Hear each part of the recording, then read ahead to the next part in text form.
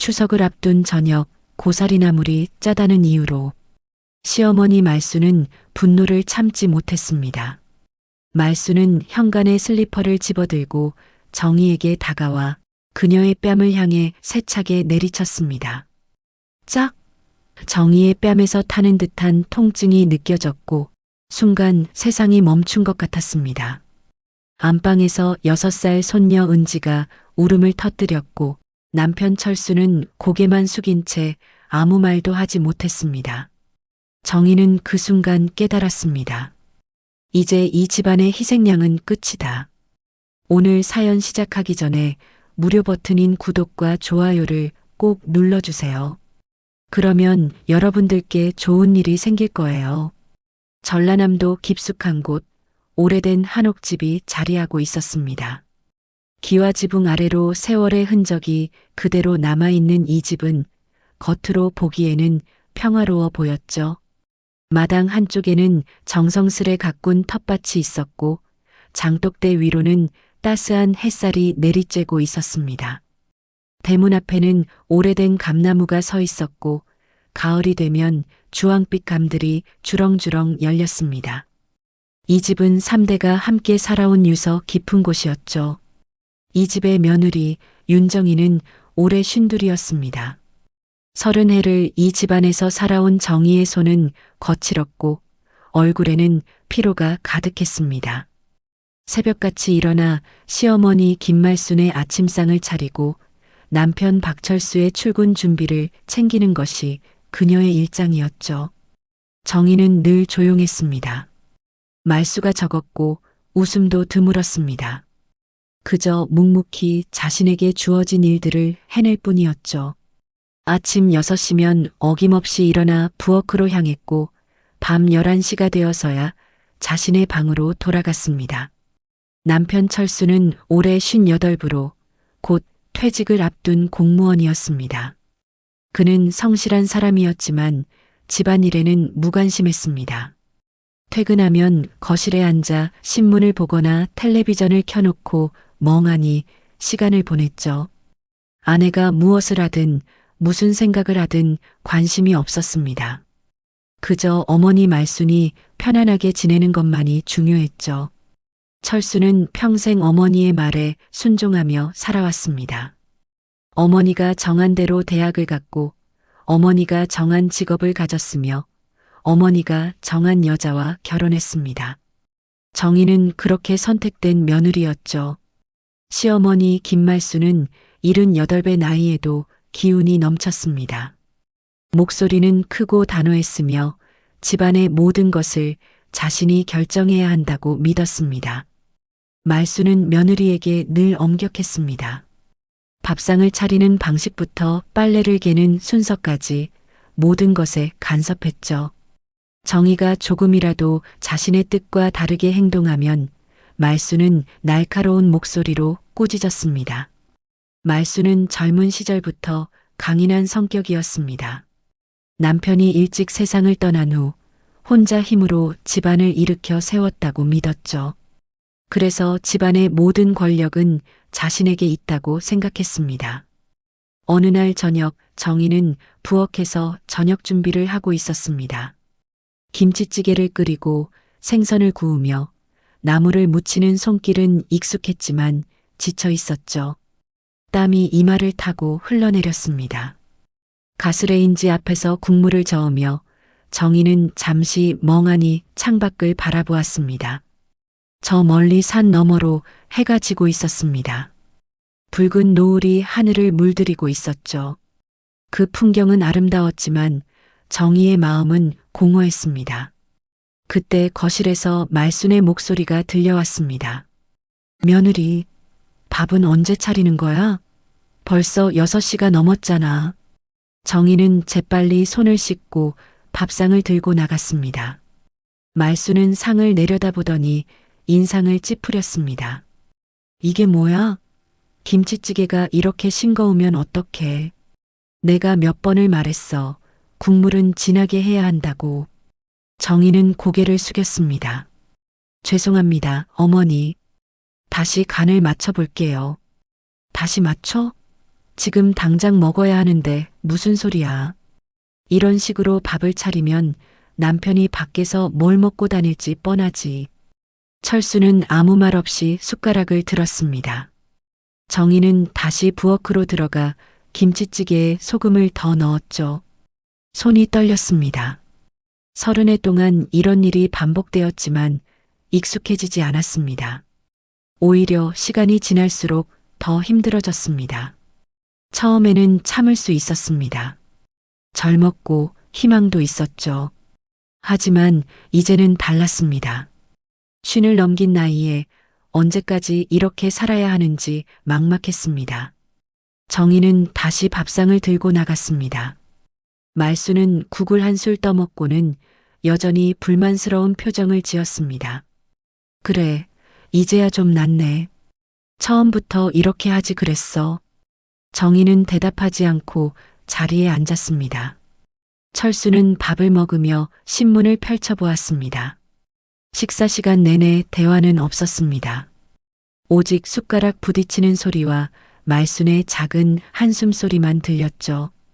밤이 되어 정희는 작은 방에 홀로 앉아 있었습니다. 철수는 거실에서 텔레비전을 보고 있었고 말수는 자신의 방에서 쉬고 있었죠. 정희는 창밖을 바라보며 생각에 잠겼습니다. 나는 언제쯤 내 이름으로 불릴까?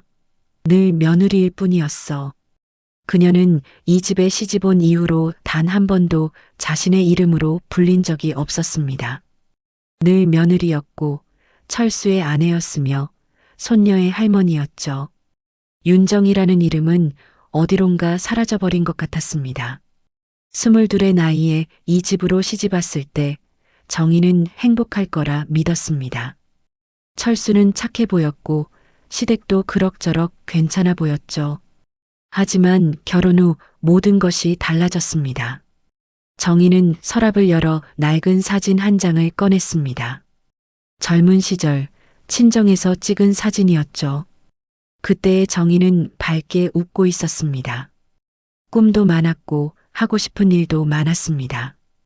대학을 졸업하고 작은 회사에 취직했었죠. 비록 월급은 적었지만 자신의 힘으로 돈을 벌고 미래를 꿈꾸던 시절이었습니다. 하지만 결혼 후 모든 것이 달라졌죠. 집안을 위해, 남편을 위해, 시어머니를 위해 자신을 지워야 했습니다. 다음 날 아침 정희는 평소처럼 일찍 일어나 아침 준비를 했습니다. 말수는 밥상을 받고도 만족스럽지 않은 표정이었습니다. 요즘 반찬이 왜 이렇게 성의가 없어? 나이 들수록 더 신경 써야지. 정희는 대답하지 않았습니다. 그저 고개를 숙이고 자리를 떴죠. 철수는 여전히 아무 말이 없었습니다. 그는 어머니와 아내 사이에서 늘 침묵으로 일관했습니다. 누구의 편도 들지 않았고 누구를 위로하지도 않았죠. 정희는 마당으로 나가 빨래를 널기 시작했습니다. 바람이 불어 머리카락이 얼굴을 스쳤습니다. 그녀는 하늘을 올려다보았습니다. 푸른 하늘이 너무나 멀게만 느껴졌죠. 새들이 자유롭게 날아가는 모습이 보였습니다. 정희는 문득 생각했습니다. 저 새들처럼 자유로웠으면 좋겠다고. 아무 구속도 없이 하고 싶은 대로 살 수 있다면 얼마나 좋을까. 이 집은 평화로워 보였습니다. 하지만 그 평화는 정의의 희생 위에 세워진 것이었습니다. 보이지 않는 균열은 이미 오래전부터 시작되고 있었습니다. 그리고 그 균열은 곧 더 큰 파국을 불러올 터였습니다. 정의 자신도 아직 몰랐습니다. 자신 안에 쌓여있던 분노와 슬픔이 얼마나 깊은지를요. 그것이 언젠가 폭발할 거라는 사실도요. 추석이 보름 앞으로 다가왔습니다. 정희는 명절 준비로 더욱 바빠졌습니다. 전을 부치고 나무를 묻히고 송편을 빚어야 했죠. 말수는 명절 준비에 유독 까다로웠습니다. 집안에 체면이 걸린 일이라며 모든 것이 완벽해야 한다고 강조했습니다. 며느리, 올해는 큰집 형님네도 오신다니까 제대로 준비해야 해. 작년처럼 전이 타거나 하면 안 돼. 알겠지? 정희는 고개를 끄덕였습니다. 네, 어머니. 신경 쓰겠습니다. 신경만 쓴다고 되는 게 아니야. 제대로 해야지. 우리 집안 채통이 있는데 며느리가 제대로 못하면 내 얼굴에 먹칠하는 거야. 며칠 동안 정희는 거의 쉬지 못했습니다. 낮에는 명절 준비를 하고 밤에는 설거지와 청소를 했습니다. 허리는 끊어질 듯 아팠고 손목도 시큰거렸습니다. 하지만 쉴 수 없었습니다. 말수는 수시로 부엌에 들어와 확인했고 조금이라도 마음에 들지 않으면 다시 하라고 했죠. 추석 이틀 전 저녁이었습니다. 정희는 나물 반찬을 준비하고 있었습니다. 시금치나물, 고사리나물, 도라지나물까지 여러 가지를 만들어야 했죠. 그런데 고사리를 무치던 중 간이 조금 싱거운 것 같았습니다. 정희는 소금을 조금 더 넣었습니다. 하지만 말수는 그것마저 마음에 들지 않았습니다. 저녁상을 받은 말수는 고사리나물을 먹어보더니 얼굴을 찌푸렸습니다. 이게 뭐야? 고사리가 왜 이렇게 짜? 명절에 손님들한테 이런 걸 내놓을 거야? 정희는 깜짝 놀라 고사리를 맛봤습니다. 평소보다 조금 짠 것 같았지만 먹지 못할 정도는 아니었습니다. 어머니, 제가 다시 만들겠습니다. 다시 만들어? 고사리가 얼마나 비싼데 그걸 버리고 다시 만들어? 내가 돈 버는 줄 알아? 정희는 아무 말도 하지 못했습니다. 말순의 목소리는 점점 높아졌습니다. 30해를 이 집에 살았으면 이제 좀 익숙해질 법도 한데 왜 아직도 이 모양이야? 다른 집 며느리들은 다 잘하던데 넌 왜 이렇게 못해? 철수는 밥을 먹으며 고개를 숙이고 있었습니다. 정희는 남편이 한마디라도 해주기를 바랐습니다. 하지만 철수는 입을 열지 않았습니다.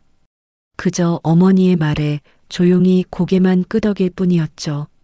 정희는 참을 수 없었습니다. 어머니, 제가 최선을 다하고 있습니다. 고사리는 제가 다시 만들겠습니다. 최선? 이게 최선이야? 그럼 최선을 다한 게 이 모양이라는 거야? 말순의 목소리는 이제 고함에 가까웠습니다. 정희는 눈시울이 뜨거워졌습니다. 하지만 울 수 없었습니다. 울면 더 약해 보일 것 같았죠. 그때였습니다. 말수는 자리에서 벌떡 일어나더니 현관 쪽으로 걸어갔습니다. 그리고 신발장 위에 놓인 슬리퍼를 집어들었습니다. 정희는 불길한 예감이 들었습니다. 어머니, 진정하세요. 하지만 말수는 정희에게 다가왔습니다.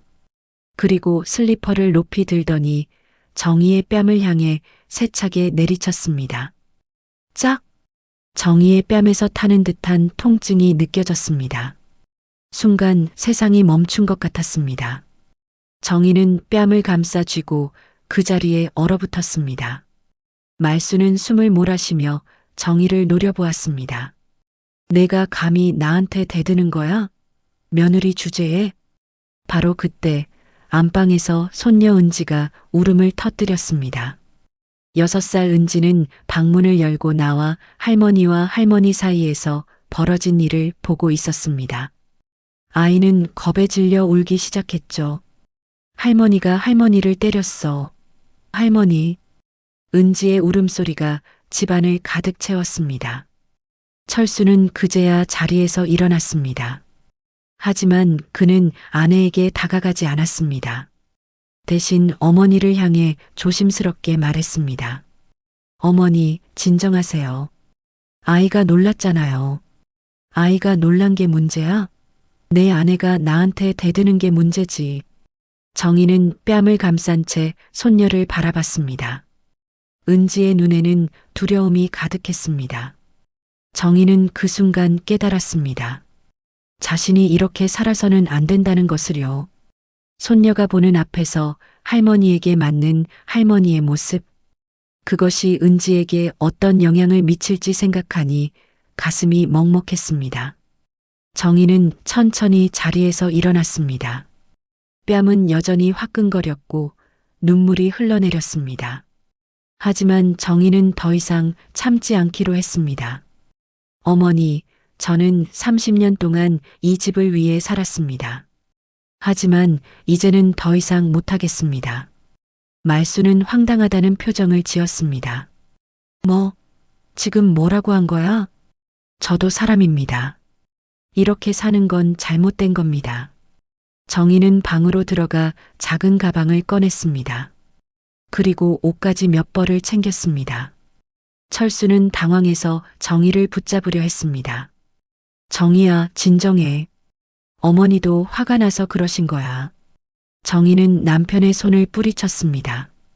당신은 30해 동안 단 한 번도 제 편을 들어준 적이 없어요. 이제 전 더 이상 참을 수 없습니다. 정희는 가방을 들고 현관으로 향했습니다.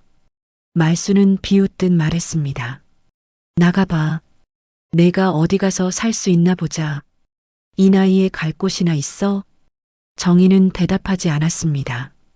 그저 현관문을 열고 밖으로 나갔습니다. 밤 공기가 차가웠습니다.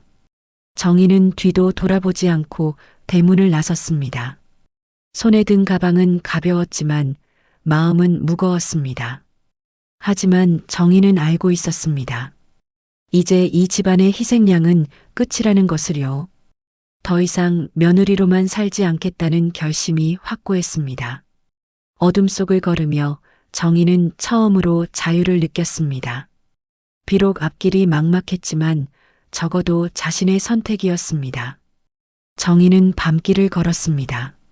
차가운 바람이 뺨을 스쳤지만 아직도 슬리퍼에 맞은 자리는 화끈거렸습니다. 손에 든 가방은 가벼웠고 주머니 속 지갑에는 얼마 되지 않는 돈만 들어 있었죠. 어디로 가야 할지 막막했습니다. 하지만 그 집으로 돌아갈 수는 없었습니다.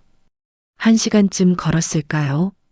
정희는 버스 정류장 벤치에 앉아 숨을 돌렸습니다. 핸드폰을 꺼내 화면을 켰습니다. 철수에게서 전화가 몇 통 왔지만 받고 싶지 않았습니다. 대신 정희는 오빠에게 전화를 걸었습니다. 여보세요, 오빠? 정희야? 이 밤중에 무슨 일이야? 정희는 목이 메었습니다. 오빠, 나 지금 집 나왔어. 친정으로 가도 될까? 전화 너머로 오빠의 놀란 목소리가 들렸습니다. 무슨 일이야? 지금 어디야? 버스 정류장이야. 오빠, 나 더 이상 그 집에서 못 살겠어. 알았어. 내가 지금 바로 갈게. 거기서 움직이지 마. 30분 후 오빠 윤상철이 차를 몰고 도착했습니다. 상철은 동생의 얼굴을 보자마자 표정이 굳었습니다. 정희의 뺨에는 붉은 자국이 선명하게 남아 있었죠. 이게 무슨 일이야? 누가 때린 거야? 정희는 고개를 숙였습니다. 시어머니가 슬리퍼로. 상철의 얼굴이 일그러졌습니다. 뭐라고? 시어머니가 너를 때렸다고? 차 안에서 정희는 오빠에게 모든 이야기를 털어놓았습니다. 30해 동안 참아왔던 일들, 며느리로서 받은 멸시와 학대, 그리고 오늘 밤 있었던 일까지요. 상철은 운전대를 꽉 쥔 채 이를 갈았습니다. 정희야, 내가 몰랐어. 내가 그렇게 힘들게 살고 있는 줄 몰랐어. 오빠도 바쁘잖아. 내가 말 안 했으니까 모를 수밖에. 상철의 집에 도착했습니다. 옳게 김미숙이 문을 열어주었습니다. 미숙은 정희의 얼굴을 보고 깜짝 놀랐습니다. 언니, 얼굴이 왜 그래요? 괜찮아요. 좀 쉬고 싶어요. 미숙은 정희를 안방으로 안내했습니다. 상철은 거실에 남아 생각에 잠겼습니다. 동생이 당한 일이 분했지만 그보다 더 큰 고민이 있었습니다. 말해야 할지 말지 않아야 할지 갈등이 되었죠. 다음 날 아침 정희는 오랜만에 편안한 잠에서 깼습니다. 올케가 차려준 아침상을 받으며 정희는 처음으로 며느리가 아닌 손님으로 대접받는 기분이었습니다. 식사 후 상철은 정희를 조심스럽게 불렀습니다. 정희야, 너한테 할 말이 있어. 무슨 말? 상철은 한참을 망설이다가 입을 열었습니다. 사실은 내 시어머니에 대해서 내가 모르는 게 있어. 정희는 오빠를 바라봤습니다. 상철의 표이 심각했습니다. 무슨 말이야, 오빠? 기억하지? 30년 전 아버지가 운영하시던 작은 공장이 부도가 났을 때 정희는 고개를 끄덕였습니다. 물론 기억하지. 그때 우리 집안이 완전히 망했잖아. 그때 뒤에서 손을 쓴 사람이 있었어. 아버지 사업을 고의로 망하게 만든 사람 말이야. 정희의 가슴이 두근거렸습니다. 누구인데? 상철은 깊은 한숨을 쉬었습니다. 바로 내 시어머니 김말순이야. 정희는 믿을 수 없다는 표정을 지었습니다. 무슨 소리야? 그게 무슨 말이야? 상철은 서재로 가서 낡은 서류 봉투를 가져왔습니다. 내가 몇 년 전에 우연히 알게 됐어. 아버지의 옛 동업자를 만났는데 그분이 이 서류를 주시더라고. 봉투 안에는 오래된 문서들이 들어 있었습니다. 은행 대출 서류, 토지 거래 내역, 그리고 김말순의 이름이 적힌 계약서들이었죠. 당시 김말순은 부동산 중개업을 하고 있었어. 아버지가 공장 확장을 위해 땅을 담보로 대출을 받으려고 했는데 말순이 중간에서 조작을 한 거야. 땅 시세를 속이고 대출 이자를 높이고 결국 아버지가 감당할 수 없게 만든 거지. 정희는 손이 떨렸습니다. 그럼 우리 집안이 망한 건? 맞아. 김말순 때문이야. 그 뒤 우리 집 땅이 경매로 넘어갔는데 그 땅을 산 사람도 결국 김말순의 명의로 넘어갔어. 차명으로 거래를 했던 거지. 정희는 서류를 바라보며 온몸이 떨렸습니다. 30년 동안 모르고 살았던 진실이었습니다. 자신이 시집간 집안이 자신의 친정을 망하게 만든 장본인이었다는 것. 그리고 자신은 그 집에서 30년을 며느리로 살았다는 것. 오빠는 왜 진작 말 안 했어? 상철은 괴로운 표정을 지었습니다. 말하고 싶었어. 하지만 내가 이미 결혼해서 애들도 낳고 살고 있는데 그런 얘기를 하면 내가 더 힘들어질까봐 참았어. 미안해, 정희야. 정희는 눈물을 흘렸습니다. 분노와 슬픔이 뒤섞인 눈물이었습니다. 그동안 받았던 모욕과 학대가 떠올랐습니다. 김말순이 자신을 그렇게 함부로 대할 수 있었던 이유를 이제야 알 것 같았습니다. 죄책감 때문이었을까요? 아니면 자신이 망하게 만든 집안의 딸을 며느리로 삼은 것에 대한 우월감 때문이었을까요? 아버지는 아셨어? 돌아가시기 직전에 아셨던 것 같아. 하지만 확실한 증거가 없으셨고 이미 모든 게 끝난 뒤였으니까 말씀을 안 하셨던 거지. 다만 돌아가시면서 유언을 남기셨어. 언젠가 진실이 밝혀질 거라고. 정희는 서류를 꽉 쥐었습니다. 손이 파랗게 질릴 정도로 힘을 주었죠. 30년 동안 쌓였던 분노가 폭발할 것만 같았습니다. 오빠, 이 서류 복사본 있어? 있어. 왜? 나 돌아갈 거야. 그 집에. 상철은 놀라서 동생을 붙잡았습니다. 정희야, 무슨 소리야? 다시 돌아간다고? 맞아. 돌아갈 거야. 하지만 이번엔 달라. 이번엔 내가 모든 걸 끝낼 거야. 정희의 눈빛이 달라져 있었습니다. 더 이상 순종적인 며느리가 아니었습니다. 진실을 알게 된 여자였고 복수를 준비하는 여자였습니다. 상철은 동생의 그런 모습을 처음 봤습니다. 정희야, 신중하게 생각해. 오빠, 난 30년을 참았어. 이제 더 이상 참지 않을 거야. 아버지의 원한도 풀어드려야 하고 내 인생도 되찾아야 해. 정희는 서류를 가방에 넣었습니다. 그리고 거울을 보며 뺨에 붉은 자국을 만졌습니다. 이 상처는 잊지 않을 것입니다. 이것이 새로운 시작의 증표였습니다. 사흘 후 정희는 집으로 돌아왔습니다. 대문을 열고 들어서자 마당은 여전히 그대로였습니다. 하지만 정희의 마음은 완전히 달라져 있었습니다. 손에는 오빠에게서 받은 서류 봉투가 들려 있었죠. 철수는 거실에서 신문을 보다가 아내를 발견하고 벌떡 일어났습니다. 정희야, 어디 갔었어? 걱정했잖아. 정희는 차갑게 대답했습니다. 친정에 다녀왔어요. 어머니가 화가 많이 풀리셨어. 들어와서 인사드려. 정희는 남편을 지나쳐 안방으로 들어갔습니다. 가방을 내려놓고 거울을 보았습니다.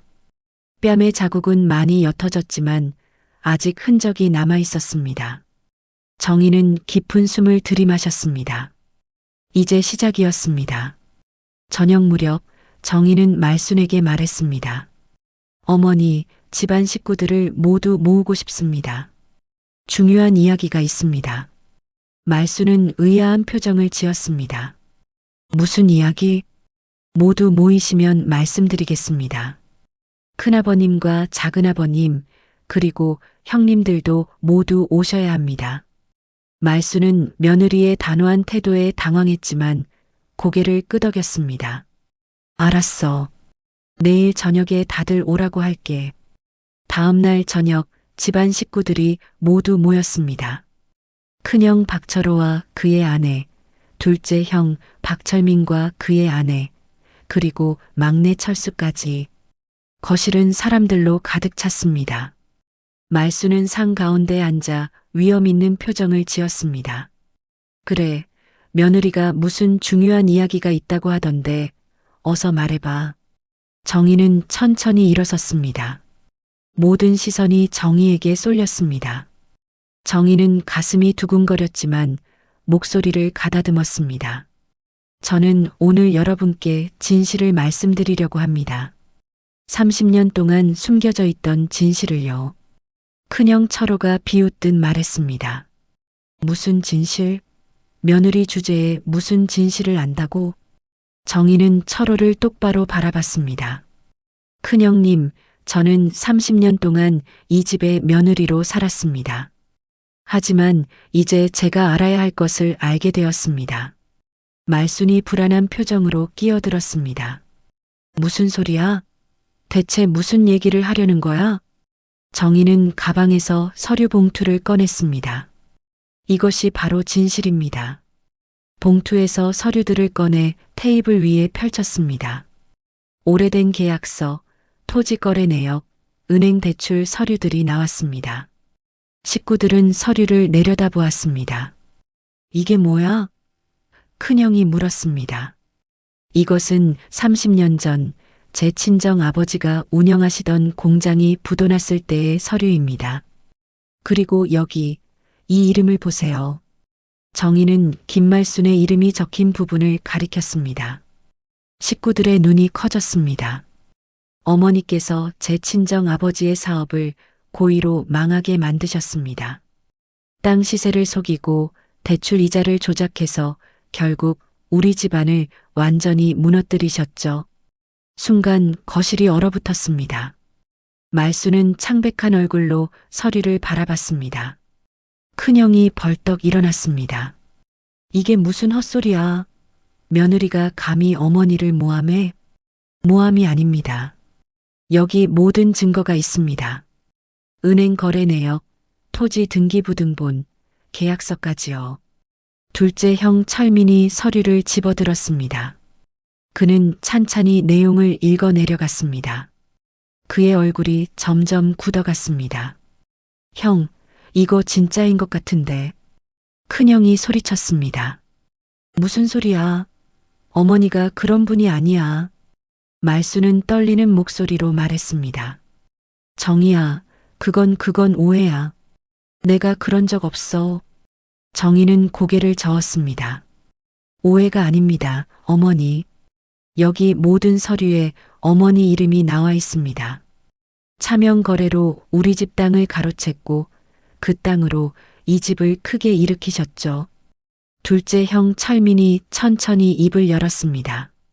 사실 나도 알고 있었어. 모두의 시선이 철민에게 쏠렸습니다. 큰형이 황당하다는 표정으로 물었습니다.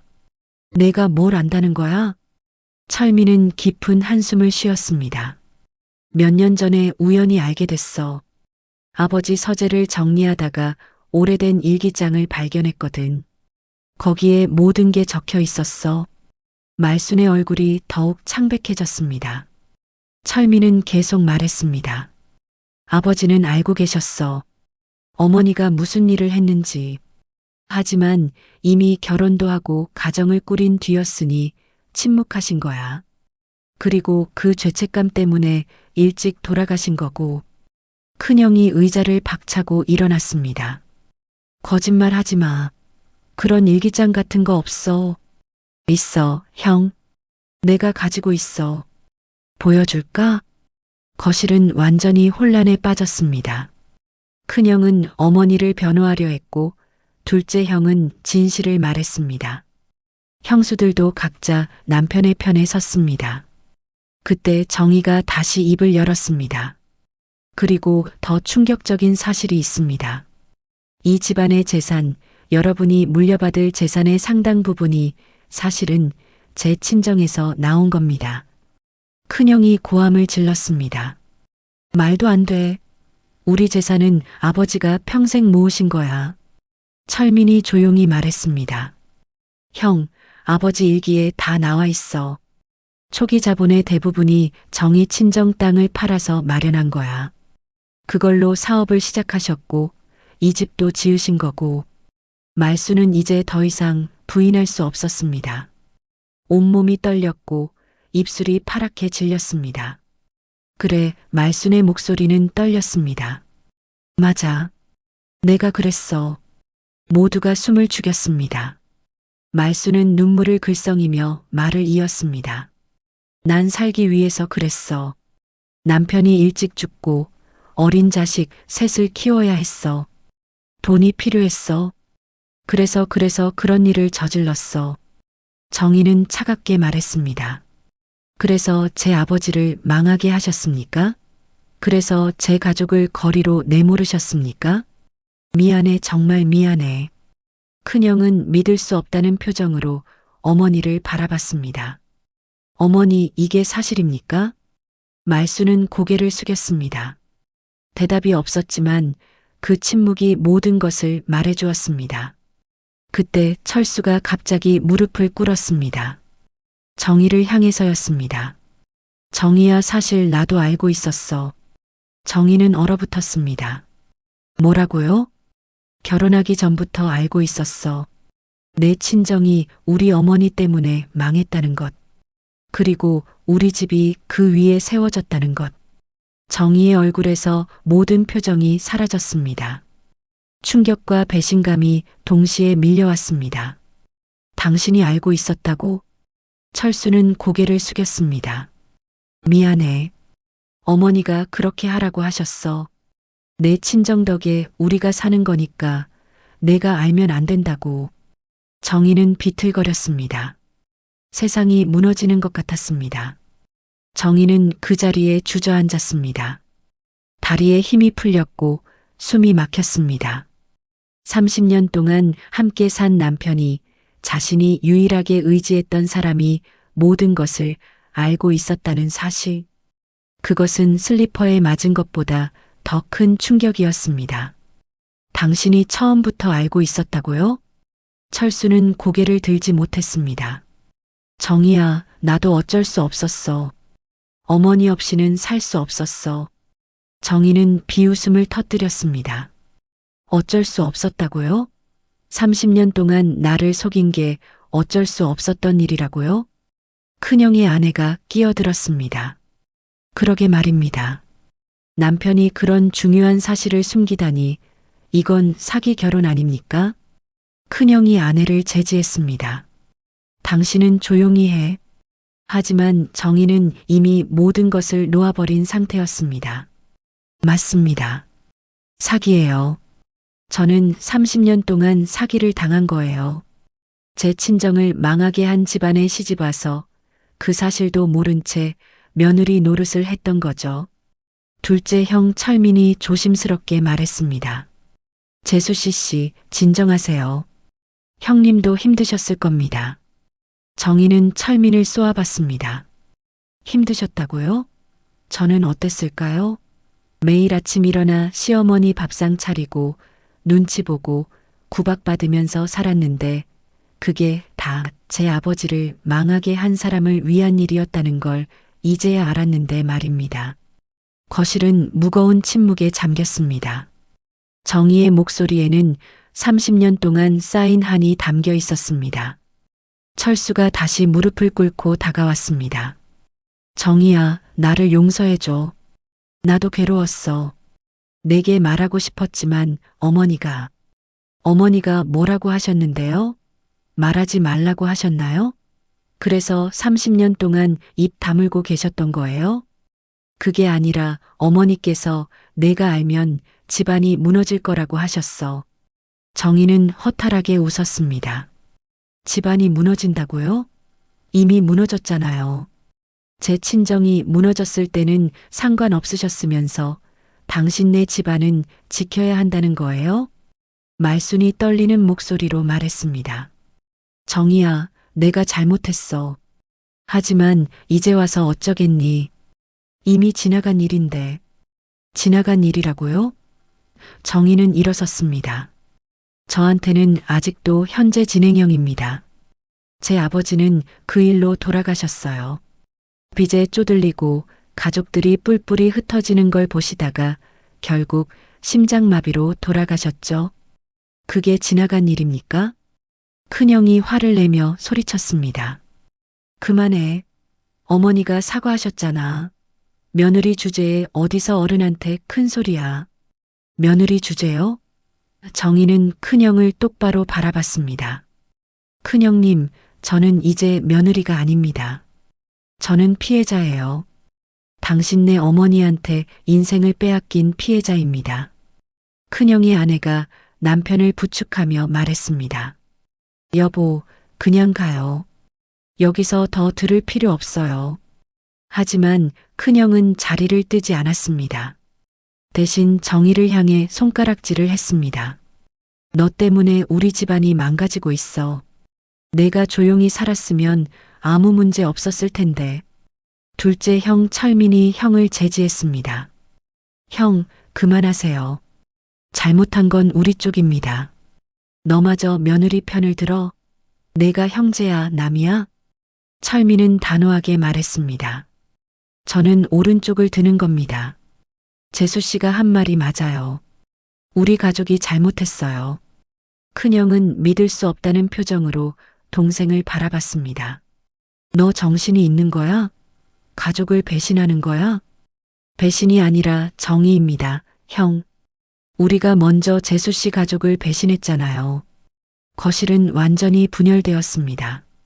큰형과 둘째 형은 서로 다른 편에 섰고 형수들도 각자 남편의 뒤에 서 있었습니다. 말수는 소파에 주저앉아 흐느꼈고 철수는 아내와 어머니 사이에서 어쩔 줄 몰라 했습니다. 정희는 가방을 집어들었습니다. 저는 이제 이 집을 떠나겠습니다. 하지만 그냥 떠나지는 않을 겁니다. 철수가 황급히 아내를 붙잡았습니다. 정희야, 어디 가려고? 진정하고 이야기하자. 정희는 남편의 손을 뿌리쳤습니다. 진정하라고요? 30년을 속고 산 사람한테 진정하라고요? 당신은 30년 동안 저를 이용했어요. 죄책감을 덜기 위한 도구로 저를 이용한 거예요. 그게 아니야. 나도 너를 사랑했어. 사랑이요? 정희는 차갑게 웃었습니다. 진실을 숨기면서 사랑했다고요? 그게 당신이 말하는 사랑입니까? 철수는 아무 말도 하지 못했습니다. 정희의 말이 맞았기 때문입니다. 그는 아내를 사랑했지만 동시에 진실을 숨겼습니다. 그것은 사랑이 아니라 이기심이었습니다. 말순이 울면서 정희에게 매달렸습니다. 정희야, 나를 용서해줘. 내가 잘못했어. 제발 이 집을 지켜줘. 정희는 시어머니를 내려다봤습니다. 78배 노인은 이제 초라해 보였습니다. 권위도 위엄도 모두 사라졌습니다. 하지만 정희의 마음은 움직이지 않았습니다. 어머니, 저는 30년 동안 이 집을 지켰습니다. 하지만 이제 제 인생을 지킬 때가 됐어요. 정희는 현관으로 향했습니다. 뒤에서 철수가 따라왔지만 정희는 돌아보지 않았습니다. 대문을 나서는 순간 등 뒤에서 말순의 울음소리가 들렸습니다. 하지만 정희는 멈추지 않았습니다. 밤거리를 걸으며 정희는 눈물을 흘렸습니다. 분노의 눈물이었고 슬픔의 눈물이었으며 동시에 해방의 눈물이기도 했습니다. 30년 동안 짊어진 짐을 내려놓은 것 같았습니다. 정희는 핸드폰을 꺼내 오빠에게 전화를 걸었습니다. 오빠, 나야. 모든 걸 다 말했어. 어떻게 됐어? 집안이 완전히 갈라섰어. 형제들도 서로 편을 갈랐고 상철은 한숨을 쉬었습니다. 미안해, 정희야. 내가 괜한 일을 시킨 것 같아. 아니야, 오빠. 이건 언젠가는 해야 할 일이었어.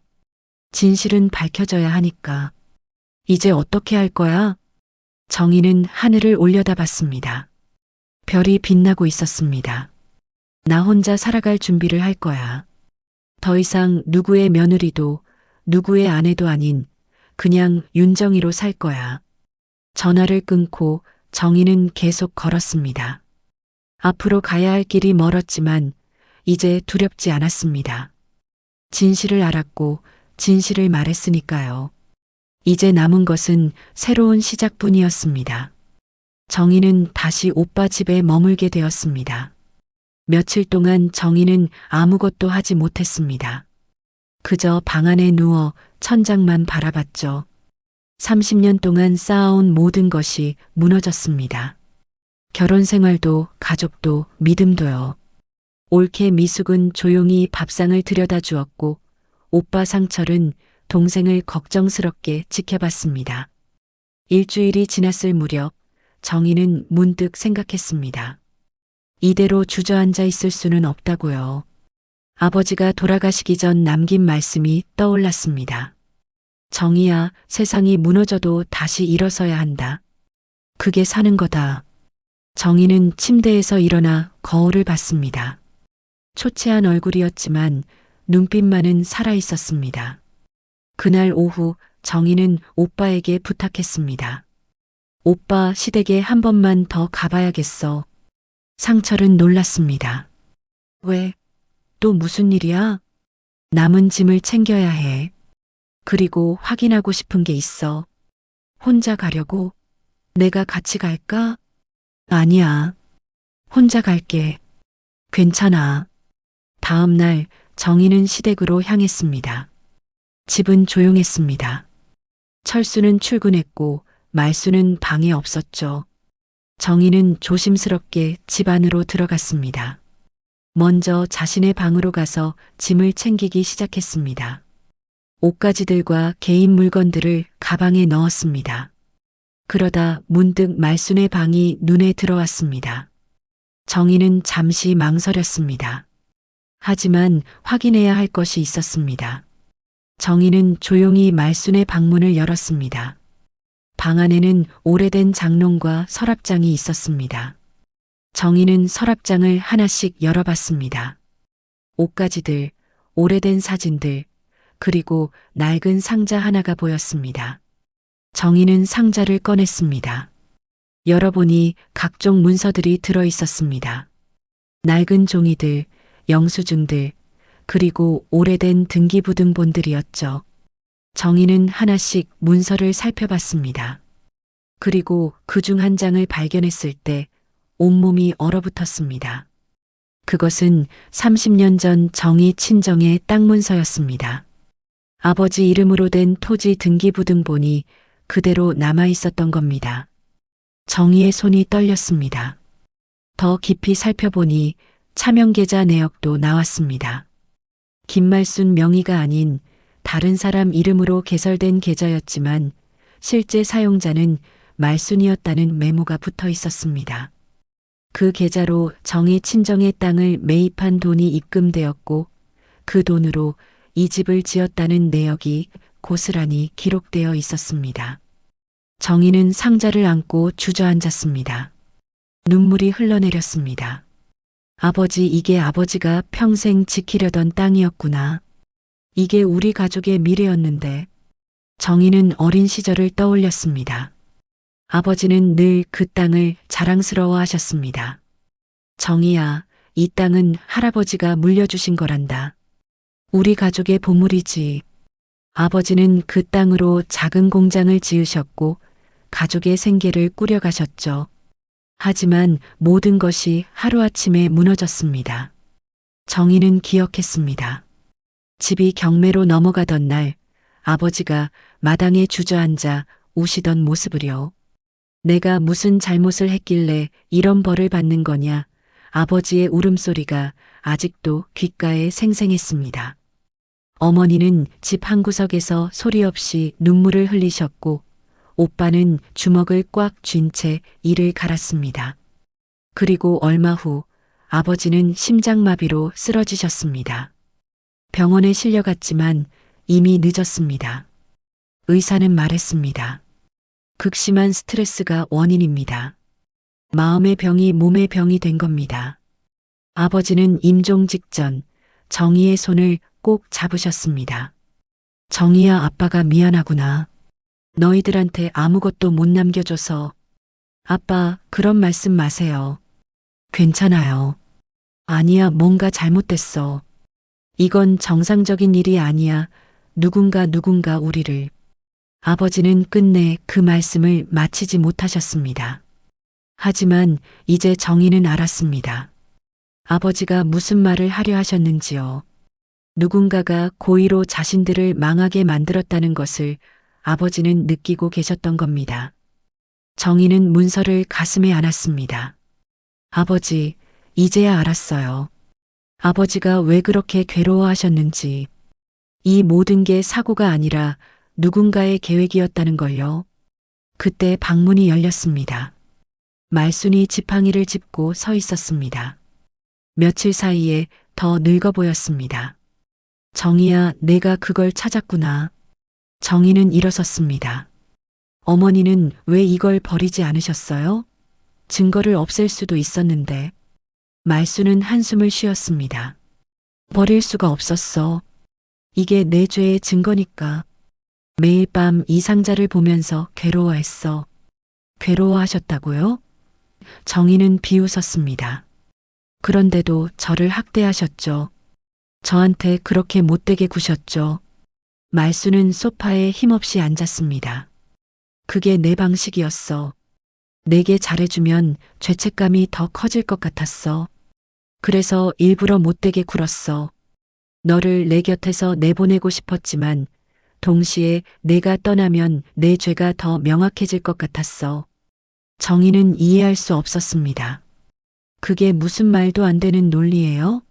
죄를 지었으면 사과하고 보상하는 게 맞잖아요. 알아, 나도 알아. 하지만 난 비겁한 사람이야.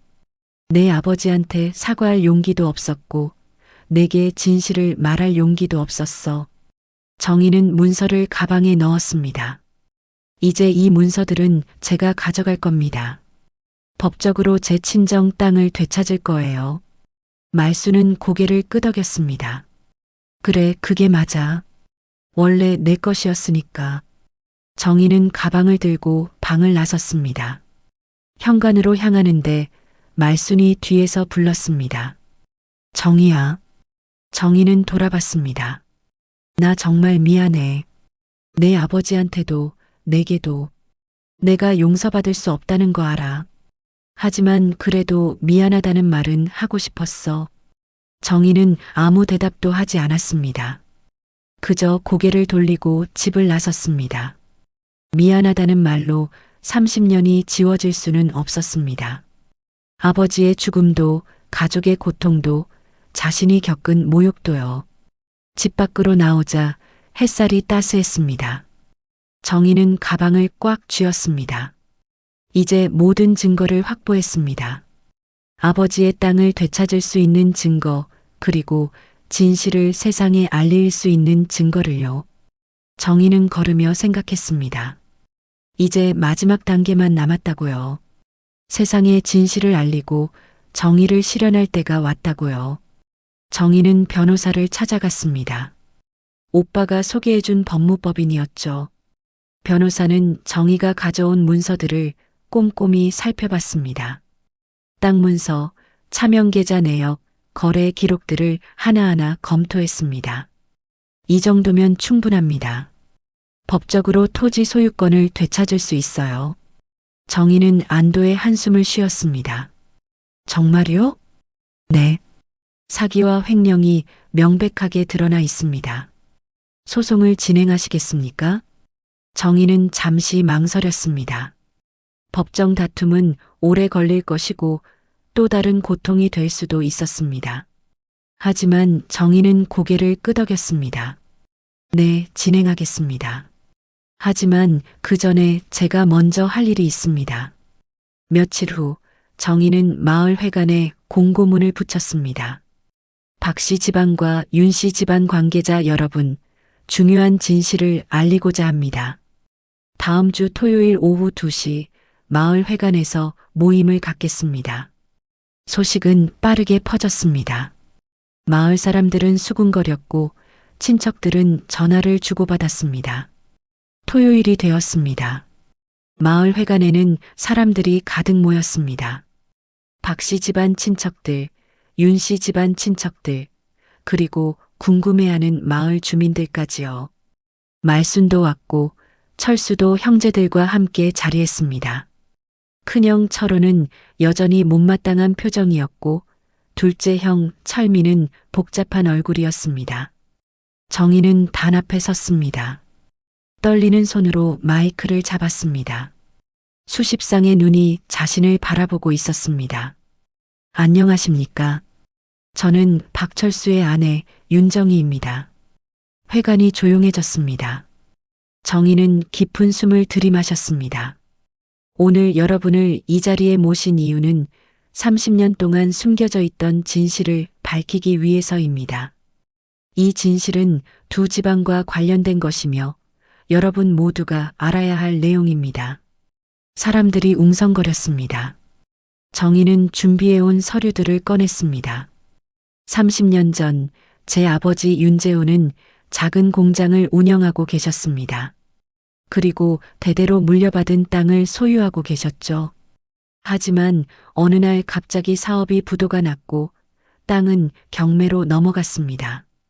저희 가족은 하루아침에 모든 것을 잃었고 아버지는 그 충격으로 돌아가셨습니다. 정의의 목소리가 떨렸지만 계속 이어갔습니다. 저는 30년 동안 그것이 불운이라고 믿었습니다. 하지만 진실은 달랐습니다. 이 모든 것은 계획된 일이었습니다. 회관이 더욱 조용해졌습니다. 정의는 서류를 높이 들었습니다. 이 문서들을 보십시오. 여기에는 김말순 씨가 제 아버지의 땅 거래를 조작한 증거가 있습니다. 시세를 속이고 대출 이자를 조작하고 결국 경매로 넘어간 땅을 차명으로 매입한 내역이 모두 기록되어 있습니다. 사람들이 술렁였습니다. 말순은 고개를 숙였고 철수는 창백한 얼굴로 아내를 바라봤습니다. 이 집안의 번영은 제 아버지의 피와 눈물 위에 세워진 것입니다. 정의의 목소리가 회관을 가득 채웠습니다. 친정 친척들은 분노에 떨었고 시댁 친척들은 충격에 빠졌습니다. 윤씨 집안의 큰아저씨가 벌떡 일어났습니다. 이게 사실입니까? 정의야, 이게 정말 사실이야? 네, 큰아저씨. 모두 사실입니다. 여기 모든 증거가 있습니다. 큰아저씨는 박씨 집안 쪽을 노려봤습니다. 우리 형님을 그렇게 만든 게 당신들이었단 말이오? 박씨 집안 친척들은 어쩔 줄 몰라 했습니다. 누군가가 말순에게 물었습니다. 말순 씨, 이게 사실입니까? 말순은 한참을 침묵하다가 천천히 입을 열었습니다. 그래 맞소. 회관이 술렁였습니다. 사람들은 믿을 수 없다는 표정을 지었습니다. 내가 그랬소. 살기 위해서 그런 일을 저질렀소. 큰형 철호가 벌떡 일어나 어머니를 변호하려 했습니다. 어머니, 그렇게 말씀하시면 안 됩니다. 하지만 말수는 손을 들어 아들을 제지했습니다. 아니다. 이제 그만 숨기고 싶구나. 30년 동안 이 죄책감을 안고 사는 게 너무 힘들었어. 정희는 계속 말했습니다. 그리고 더 충격적인 사실이 있습니다. 제 남편 박철수는 결혼 전부터 이 모든 사실을 알고 있었습니다. 사람들의 시선이 철수에게 쏠렸습니다. 철수는 고개를 숙였습니다. 맞습니다. 철수의 목소리는 떨렸습니다. 저는 알고 있었습니다.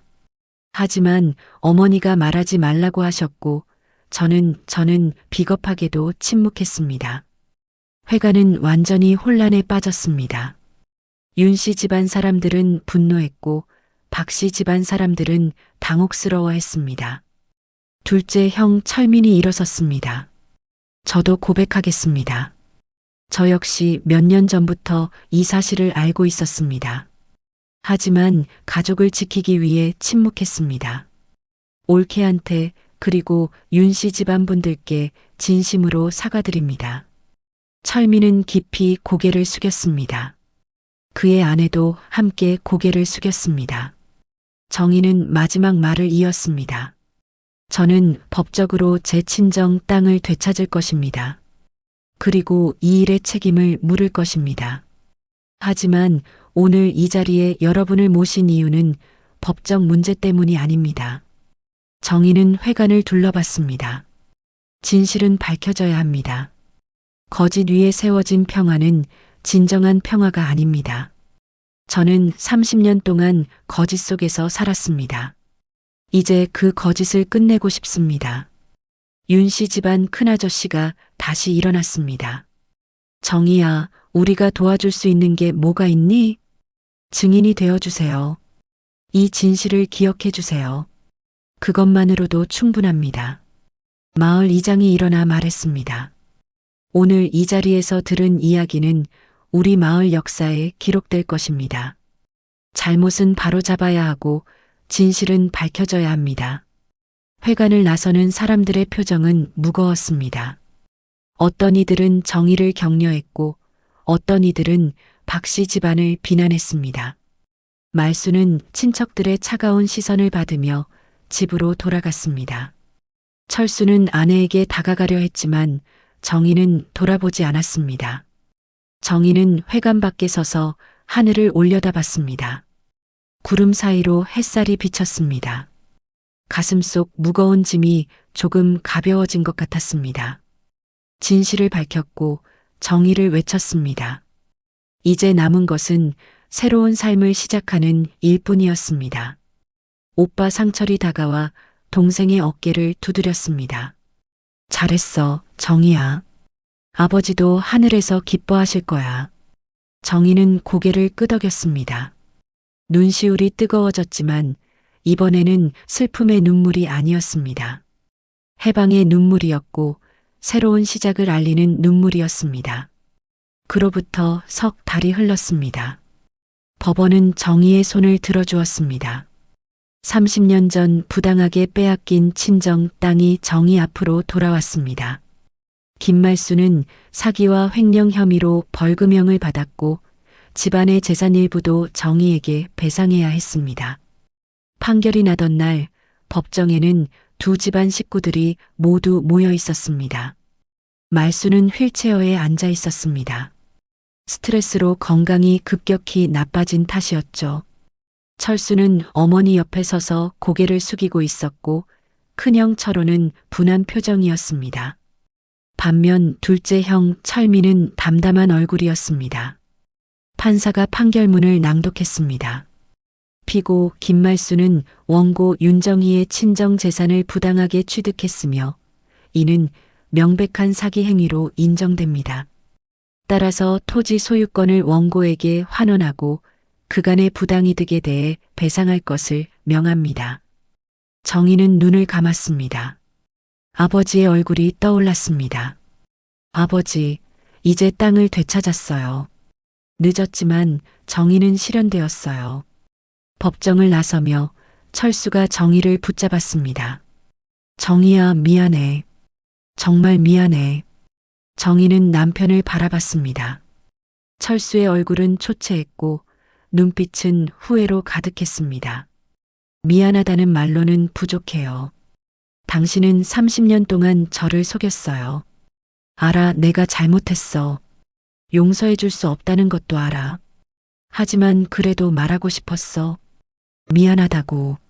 정희는 고개를 저었습니다. 이제 각자의 길을 가요.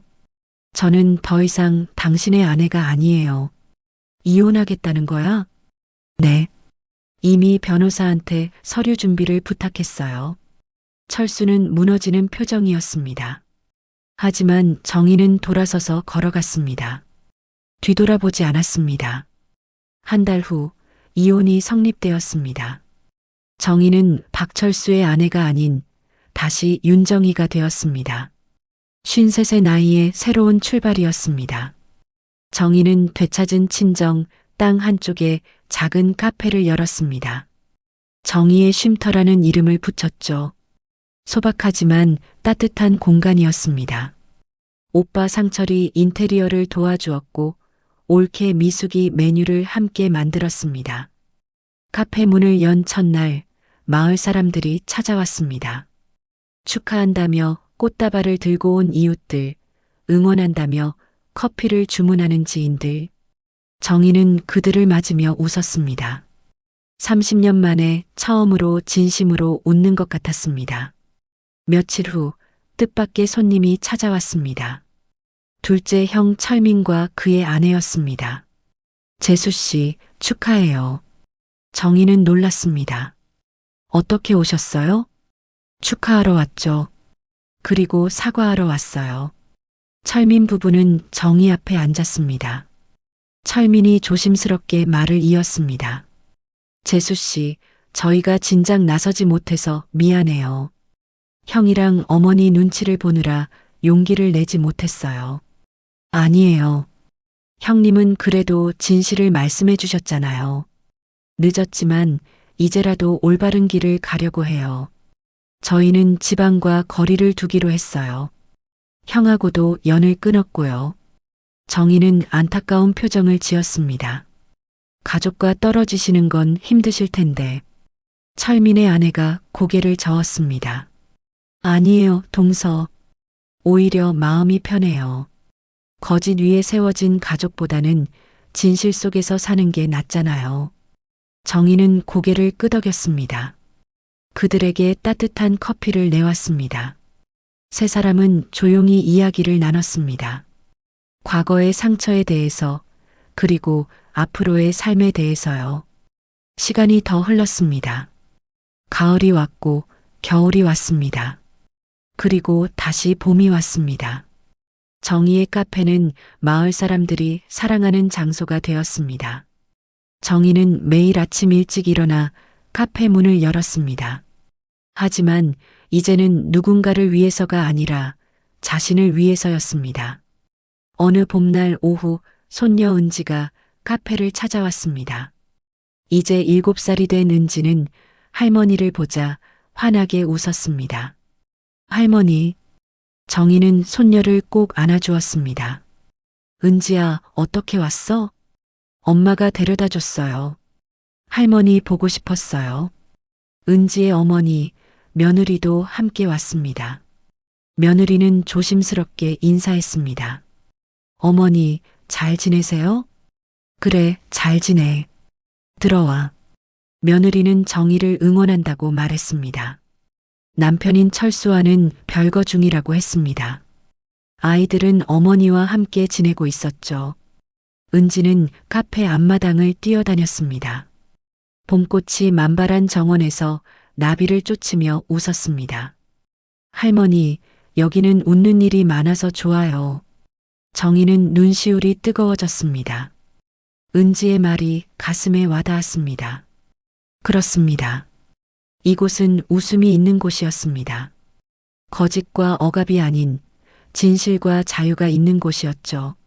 저녁 무렵 손녀와 며느리를 배웅하고 정희는 카페 테라스에 홀로 앉았습니다. 노을이 하늘을 물들이고 있었습니다. 정희는 따뜻한 차를 마시며 생각에 잠겼습니다. 무너진 가문, 갈라진 가족들. 말수는 요양원에 들어갔고 철수는 홀로 빈집에서 지내고 있었습니다. 큰형 철호는 여전히 분노하며 살고 있었고 박씨 집안은 완전히 분열되었습니다. 하지만 정희는 후회하지 않았습니다. 진실을 밝히는 과정이 고통스러웠지만 그것이 옳은 일이었습니다. 거짓 위에 세워진 평화는 진정한 평화가 아니었습니다. 정희는 핸드폰을 꺼내 오래된 사진을 봤습니다. 아버지와 함께 찍은 사진이었습니다. 젊은 아버지가 어린 정희를 안고 웃고 계셨습니다. 아버지, 이제 전 며느리가 아니라 나로서 살아갑니다. 당신이 물려주신 땅 위에서 제 이름으로 살아갑니다. 정희는 사진을 가슴에 안았습니다. 그리고 다시 노을을 바라봤습니다. 붉은 하늘은 아름다웠고 바람은 따뜻했습니다. 마당에서는 봄꽃들이 흔들리고 있었습니다. 그 꽃들처럼 정희도 새로운 계절을 맞이하고 있었습니다. 겨울이 지나고 봄이 온 것처럼 고통의 시간이 지나고 새로운 삶이 시작된 것입니다. 정희는 일어나 카페 안으로 들어갔습니다. 내일도 손님들이 올 것이고 정희는 그들을 맞이할 것입니다. 웃으며 당당하게 윤정이라는 이름으로요. 무너진 가문 속에서도 새로운 세대와의 희망은 남아 있었습니다. 은지가 보여준 그 순수한 웃음처럼요. 정희는 알고 있었습니다. 진실과 정의가 때로는 고통을 가져오지만 결국에는 더 나은 미래를 만든다는 것을요. 밤이 되어 별이 빛나기 시작했습니다. 정희는 창밖을 바라보며 미소 지었습니다. 53의 나이에 찾은 자유, 그것은 그 어떤 것보다 소중했습니다. 이제 정희의 삶은 정희의 것이었습니다. 그렇게 정희의 새로운 이야기가 시작되었습니다. 오늘 사연 재미있으셨어요? 여러분의 구독과 좋아요는 저에게 큰 힘이 됩니다. 댓글로도 응원해주세요. 시청해주셔서 감사합니다.